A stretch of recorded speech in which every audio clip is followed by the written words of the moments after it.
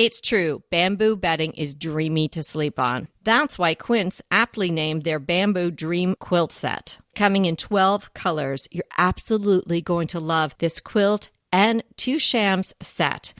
Starting at the softest of pinks and going all the way to a dark navy.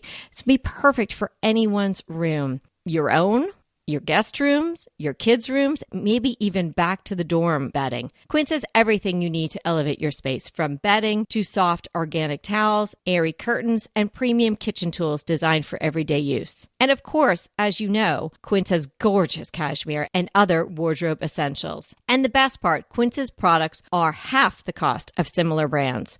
They partner with top artisans and cut out the cost of the middleman, passing the savings on to us. Thank you, Quince. And they only work with factories that use safe, ethical, and responsible manufacturing practices, so you can feel good about your purchases from Quince. Elevate your space with home essentials from Quince. Go to quince.com/DTT for free shipping on your order and 365-day returns. That's Quince, QUINCE.com/DTT to get free shipping and 365-day returns. Quince.com/DTT. Summertime is in full swing, and now it's your chance to catch up on DTT episodes from the archives. Anita and I are taking a little break to enjoy family, friends, and travel, and we hope you're doing the same, and that you'll take us with you on your trip to the beach, in the garden, or just chilling with a cool drink. Enjoy the rest of the summer, and we'll be back soon. And until then, remember, we are here to inspire you to create a beautiful home. Let's get started with today's episode. Just because it's temporary doesn't mean it can't be beautiful.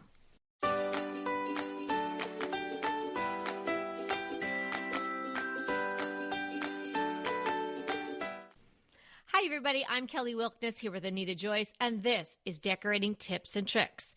Today is how to make a rental home feel special.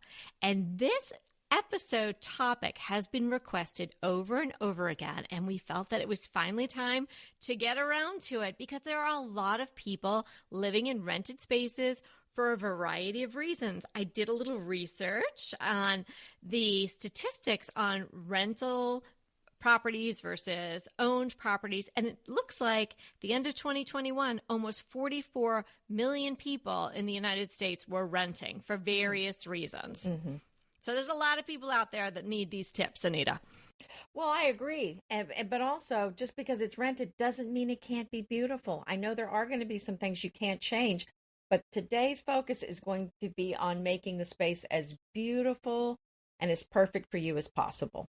Absolutely. And people will be renting in all different stages and chapters of their lives. You could be a student, and maybe you're in some student housing. Maybe you're just starting out. Maybe you're trying out a new city or a new state. You want to see if you like it before you buy something.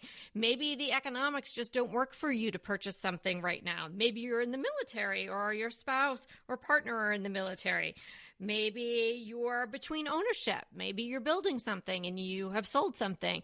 Or maybe you're relocated for just a short time. Maybe you're traveling to a new state for work or abroad even for a limited period of time, so you're not going to purchase something. So there are so many different stages in a person's life where they may end up being a renter. Really, there's a couple of focuses here, but one is obviously we want you to spend money on things you're going to be able to take with you. So we are going to suggest a few quick changes that you can make to your space, but these are going to be inexpensive, reversible things. If it's going to cost too much money, then there's really no point in doing it just for your landlord to enjoy later. Yeah, or the next renter. And right. Before we get into the specific tips, I wanted to just say something about a general concept of think about this rental property for whatever reason you're in it and for however long you think you might be in it. Don't think about it as a perch. Think about it as your home. And I think if you do that, and then you couple it with these really practical tips and ideas we're going to give you today, you're going to be able to make it really special. You're going to create that sanctuary that we all need when we come home and shut the door behind us so we can relax. So unpack the boxes. Don't just do nothing. Don't just exist in the space. Make it your own to the degree that you can, Because you know what? The everyday matters. Every day that you spend there is going to impact how you feel about yourself, your life, how then you can go out into the world and be the best person you can be. If you're not happy where you're living, I know that really brings me down. So if you can make these changes that we're going to suggest today and these upgrades, I think that you're going to be able to really live your best life in this perhaps temporary rental home. Part of it, this is the way you look at your place. It's a mindset. If you just think of it as so temporary that you don't even unpack your boxes, I just don't think you're going to be able to enjoy it day to day. You really need to feel like you're settled in, and that this is the place you're going to be for a while, because you don't know how long you're going to be there, and why not enjoy it while you're there? One of the things that I would think as sort of overarching is try to minimize the amount that you would spend in labor costs. So try not to decide to do things that you're going to have to hire out for, because that money you're never really going to get back unless you're there over, a course of years. So try to have it more of DIY type of things, or even better, items that you can enjoy in the rental and then you can bring to your next home, whether that's a new rental or that you've actually purchased something. All right, you ready to get started with tips? Let's do it. Well, I thought I would start in the bedroom for some reason. I don't know. I just love a pretty bedroom. And so you may not be able to change the wall color. You may not be able to change the flooring or the window, what's on the windows. Maybe, maybe not. But one way to look at the bedroom then is to put the focus on the bed, and which it should be the focus anyway. But, whereas often I go with very neutral things on the bed. If you're in a rental and you have a color on the wall that you don't like and you have flooring you don't like, then you really want to make the focus on the bed. So this might be a case where you make sure that there's a very vibrant color there, maybe some vibrant patterns, to really get the focus on your beautiful bed. And so there's some other things that you can do, like maybe using an oversized upholstered headboard to get the focus up there, maybe a large tapestry behind the bed, a flat woven rug back there, or even a beautiful Suzanne embroidered bed cover. You can put that on the bed or hang it behind the bed. Anything, again, to get that focus on your bed and not on the less desirable things in the room. That's a great idea, because I would tend to go really neutral, or as I really like to do on my bed, white. But I think that bringing some color in that way would be a great distraction, especially if there's some other things like a shag rug or something you don't like in that room. And I had this thought about the bedding, right? So maybe this is a place where you really indulge to the extent that you can, because having beautiful bedding is just so important. It's going to make you feel so comfortable. And if your favorite bedding is something you've got in a box, well, unpack it or treat yourself to something new that would really, really make you feel special and that you're luxuriating in it. And if you're in a rental where maybe the bedroom is smaller than you would want if and when you are able to buy something, maybe you can up your bedding a little bit so then it's bigger and it would then be able to be used in the next place you go. So say you're in a rental and you can only fit a queen size bed, but down the line you're going to want a king size bed. Well, maybe get 2 king size flats instead of a queen size fitted and a queen size flat, and then just wrap the king size flat as it would be, if it was a queen size fitted. Tuck it in all around. That's a way that you can carry forward. And we're going to give you a lot of tips today about doing things in your rental that you can then carry forward to your next chapter. I like that idea, but I'm assuming you'll keep the queen later and move that into a guest room if you're going to bump up to a king. But even in a queen, I think a king size sheet is so much, for at least for the top sheet, is so much better anyway, because the sheets and the blankets are never big enough. So I actually use king size blankets for sure. I think that's a great idea. You taught me that a couple of years ago, and I've been doing that too.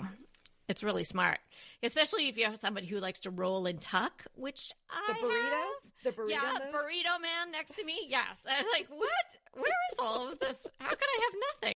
So that's a great idea. And then how about something that was talked about in our last episode? We talked about room dividers. And in that particular episode, we talked about bookcases as room dividers. Room dividers are a great way to break up a rental space. Obviously, it's very temporary. If it's something like a room divider, you can fold it up and put it in your car and drive away with it. And there's actually a site, and I have purchased from them for something that's up here in the podcast studio. I bought a room divider from, guess where? roomdividers.com. Seriously, they exist, and that's all they sell, because I have a lot of my lighting equipment that I use when I make my YouTube videos and whatnot up here with me, and I didn't want to be staring at that. So room dividers are a great thing to add to a rental space. And of course, if you can do it with a bookcase, even better. The way you position it might just delineate the space enough so you feel like actually the apartment is bigger than it is. Ooh, great idea. So let's talk about some other places where you can add some color and pattern to your house that's not permanent. And so what about a beautiful tablecloth on your kitchen table? Now, you might not normally be into a tablecloth, but this is a great way to add a pattern that you love to the room. And if you can't find any tablecloths that you like, I love going to the fabric store, finding some beautiful fabric I like in a remnant, and just cutting it to size. I trim it on my sewing machine, but you can get your iron out and just iron on that hem tape, and you're good to go. Or just cut it. Or just cut it and let it, with the let it pinking drape. shears. Well, yeah, you can do that too. Yeah, Sure. yeah. But that's such a great point, because it would be fairly inexpensive, depending on the type of fabric you pick, of course. But then maybe even you have that fabric. Now, of course, if it's over a table and you're eating on it, there might be some spillage now and again. But maybe later on, you can make some toss pillows out of that wonderful fabric that you love when you move on to the next place. So I think that is really practical. I have a beautiful tapestry bedspread on my dining room table that's just beautiful, but I'm not going to let anybody eat on it. So I actually take that off when we eat there. Excuse me, could you just pick up your plate for a second? Excuse me, that's the wrong tablecloth. Exactly. So just because you have something beautiful on there, I mean, you can just take it off and use placemats or whatever when you're eating. This can just be for display during the day, whatever. Let me jump back to something that riffing off that room divider idea.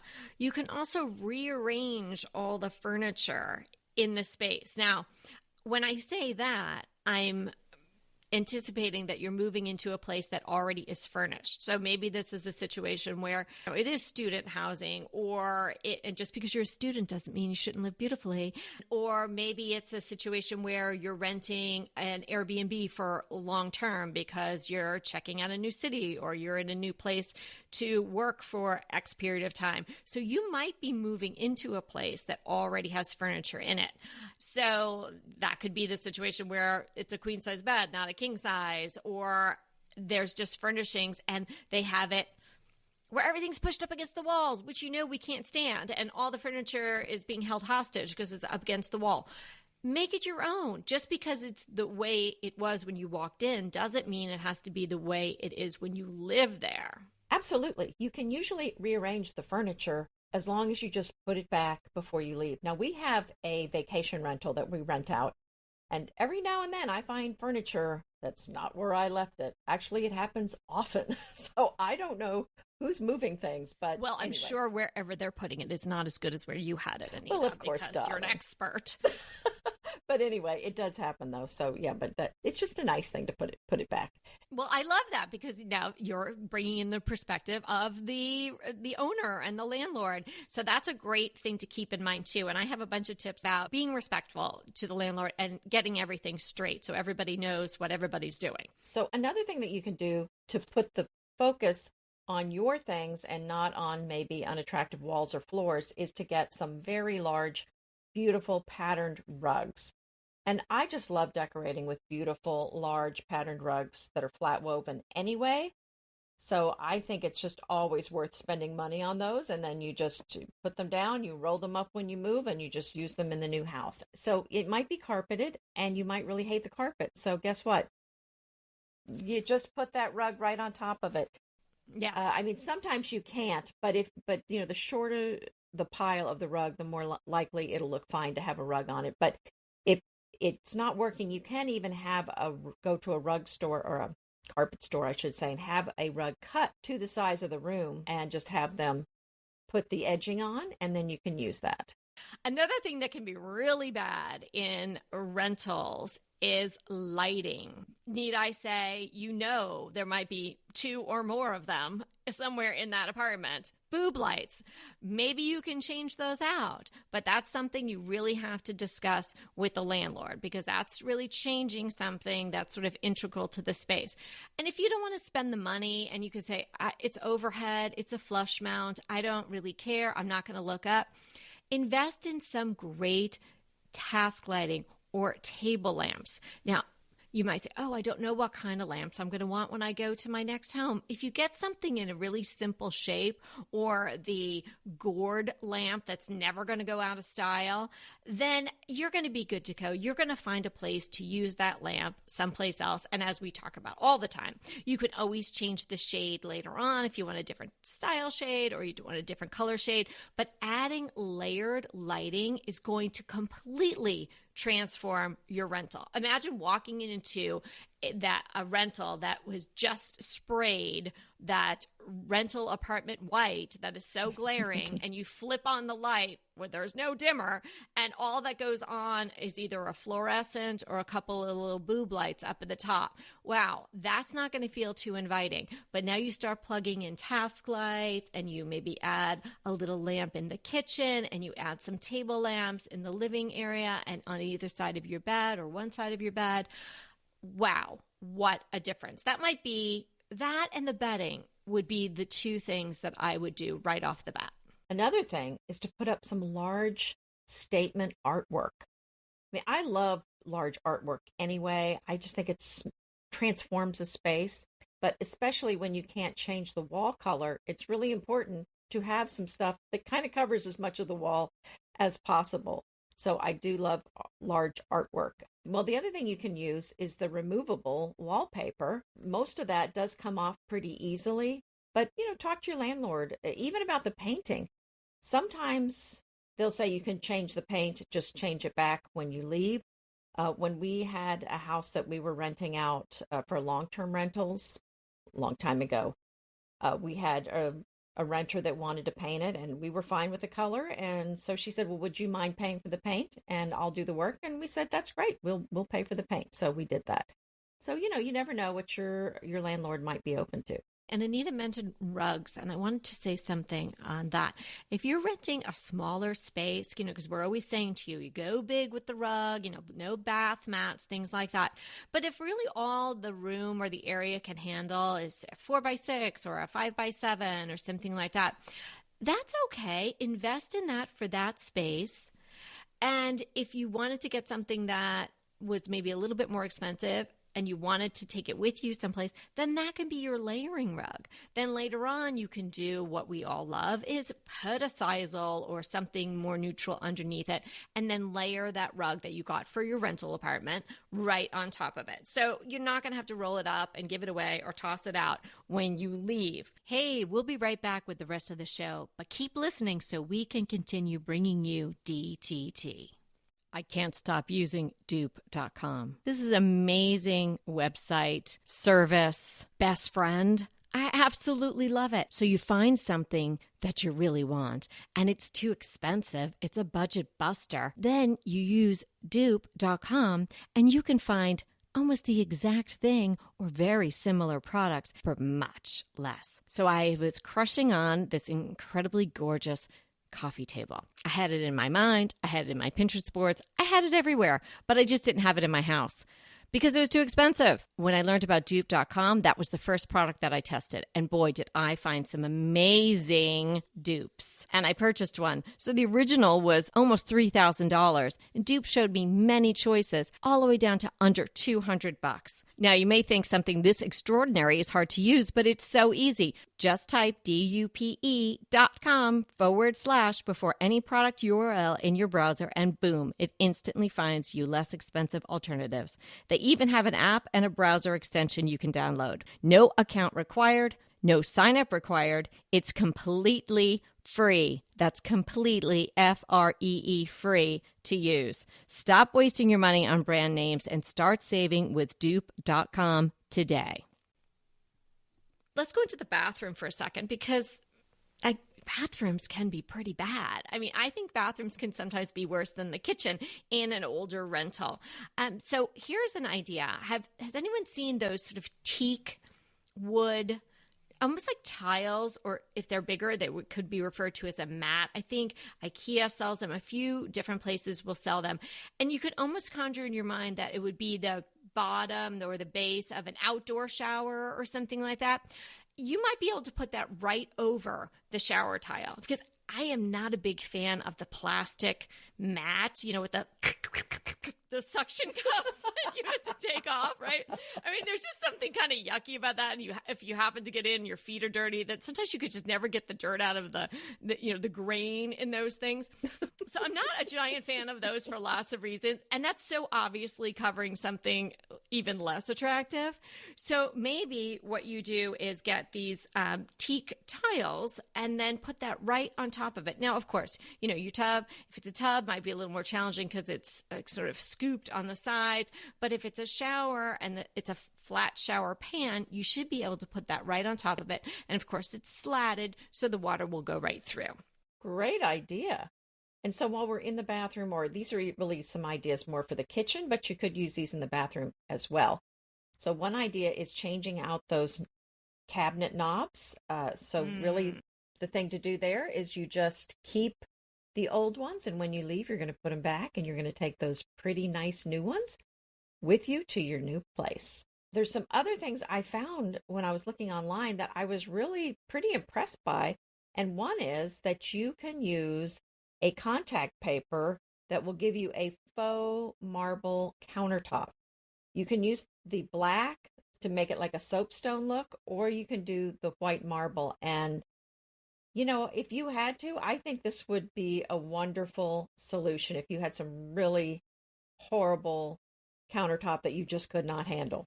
Agreed. I would do a little test just to make sure whatever you're putting it on top of, because, just never know what might be there. If it's tile with old grout and you start pulling up the adhesive, maybe it's pulling the grout up. So do a little test, but I do think it's an excellent idea, and I have seen those products as well. Another way to get around the kitchen counter is get big cutting boards. We love those. I'm sure you've all seen the pictures of Anita's kitchen where she's got hers layered up on the top. That's what you could do in the next stop in your life if you're buying these bigger pieces, or big stone. It would be a cutting board or even a cheese board, something like that. Yes, you can also use these tiles that are faux tiles that you can put on your backsplash too. But just be careful with those. Some of those I've heard it's hard to remove the adhesive because it's kind of meant to be permanent. So be very careful with that. And then, like we were talking about with the contact paper on the countertop, I'm going to include a video of a woman who has used the contact paper, and she recommends a brand that she says she has not had problems with. But again, I think you're very smart to do a test area like you mentioned, Kelly. Another thing I found, I was pretty surprised by this, stainless steel contact paper that you can put on your appliances to make them look like they're stainless steel. Wow. I know. I thought that was just amazing. So, I mean, there's a lot you can do to spruce up your kitchen in a very temporary way.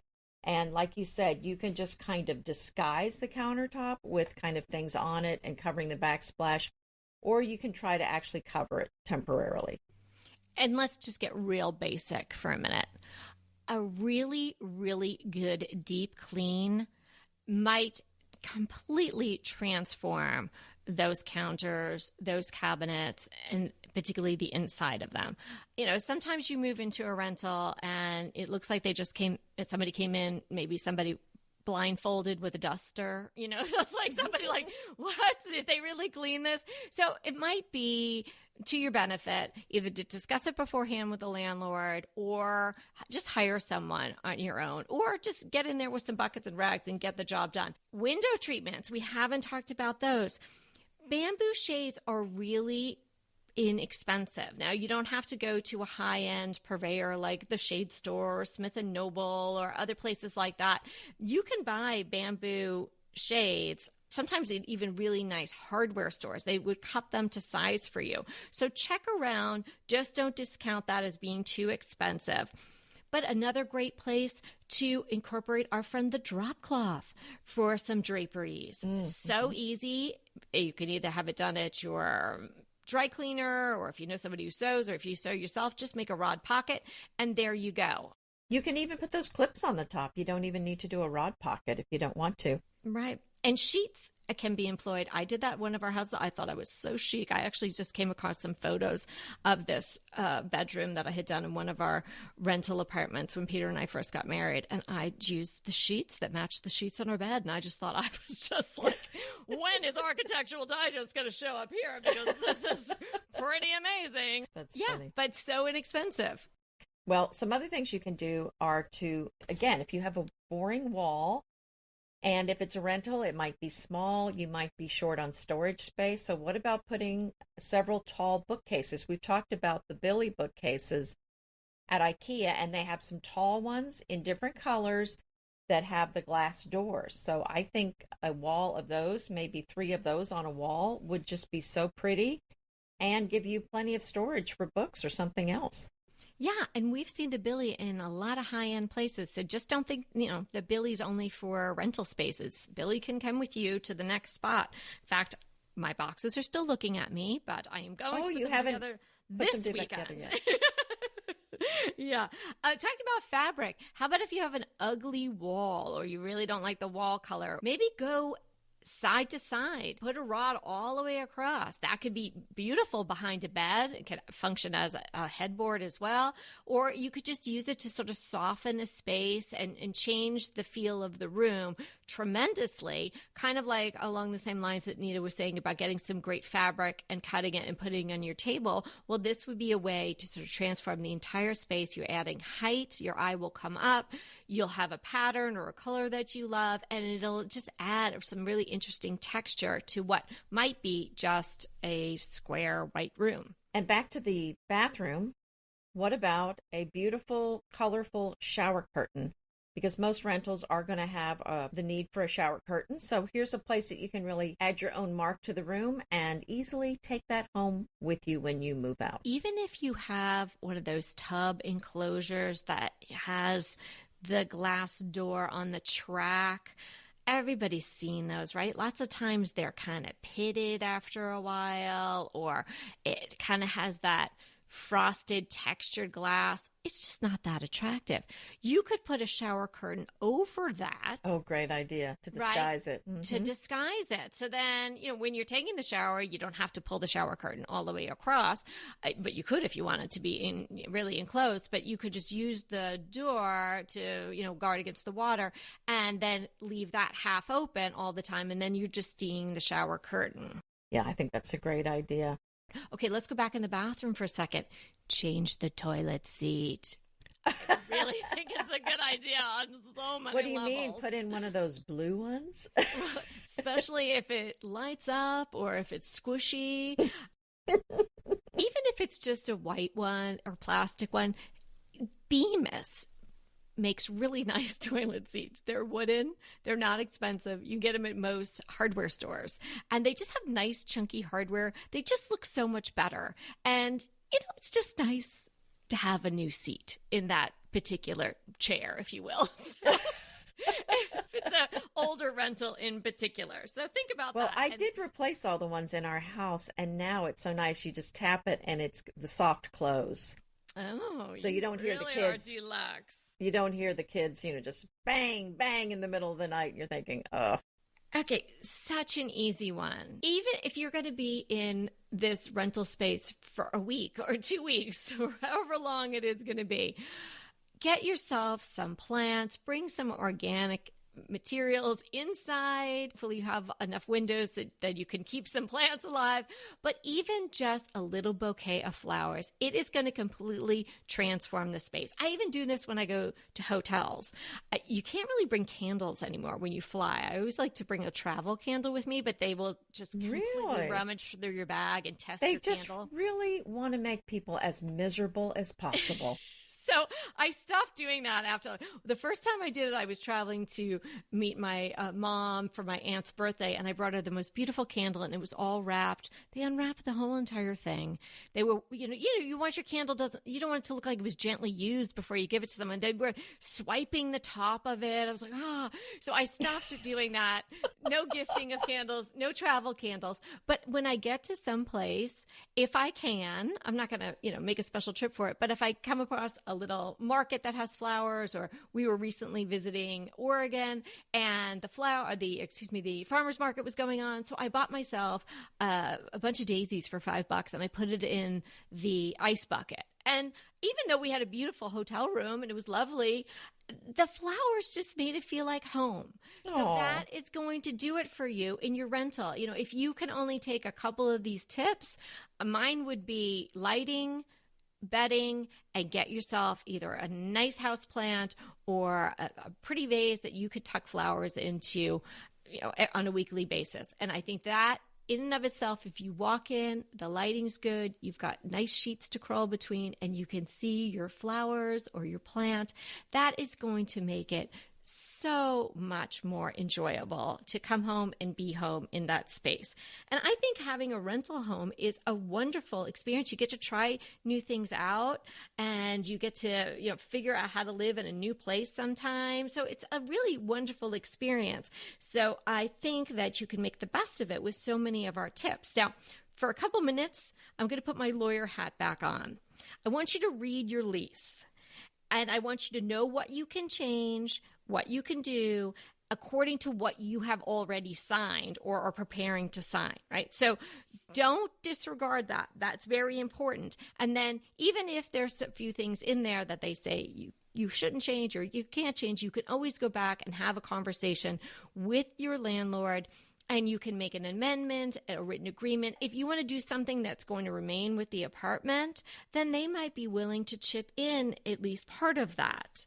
But get it all acknowledged and make it super clear. And then, Anita mentioned this, but I think it's worth underlining again. Keep a box with anything you changed or removed in it. So if it's knobs, if it's blinds that you took down, doorknobs, which, we didn't even mention. I don't think I'd go to the extent of changing doorknobs, but these are all things that you could change rather inexpensively, but just keep a bin or a box, have it marked, maybe individual Ziplocs or something with all the little screws or washers or whatever goes with each thing. So it's easy at the end of your lease just to put everything back the way it was. Yes. And to go back to what you had said earlier about the essentials of what you would change, I would say the essential that I would add to that would be the rugs and the textiles, really. Mm-hmm. Add some pillows and throws. And this is where you're going to be able to add a lot of color and pattern. And of course, you're going to be able to move that with you. So I think that's a great way to customize your space and really add something that's warm and welcoming and something that's beautiful for you. Excellent tips. Anita, what are you defining for us today? I thought it'd be interesting to talk about the difference between a love seat and a settee. On the edge of my seat. Stop it.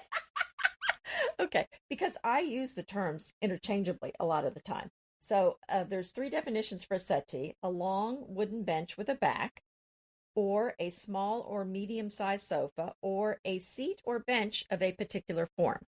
A love seat also has 3 definitions: a small sofa or double chair that seats 2 people. Secondly, a small sofa for 2 people. 3, the third one, a small sofa that seats 2 people.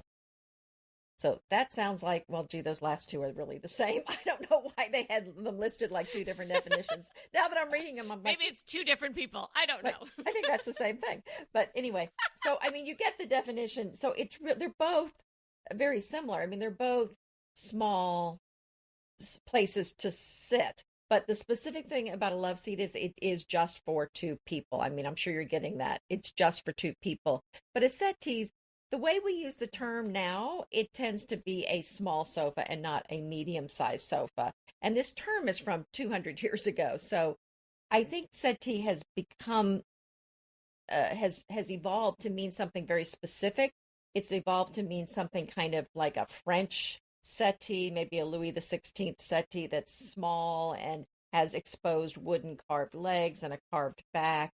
I mean, that's what I think of when I think of settee, whereas I think of love seat, I'm thinking of something that's fully upholstered and probably has a kick pleat. And I think of the settee as having more of a straight up and down back, whereas the love seat might be, like as you're saying, like more comfortable in a sense, fully upholstered. To be honest, I think you really can use them interchangeably as long as it's for just two people. My crush is so pretty, or I should say they are so pretty. Peony melamine dinner plates, so that really nice plastic that you could use outdoors, but you could probably get away with them using indoors too, more casual setting, from John Darien. Love his work. His shop in New York is beautiful. He has some beautiful books, and he's got this sort of whimsy to him. It's just like a little edge to him. I think it's really marvelous. So beautiful, but with like a little to it. But the peonies are pretty straightforward in the fact that they are just absolutely beautiful and lush and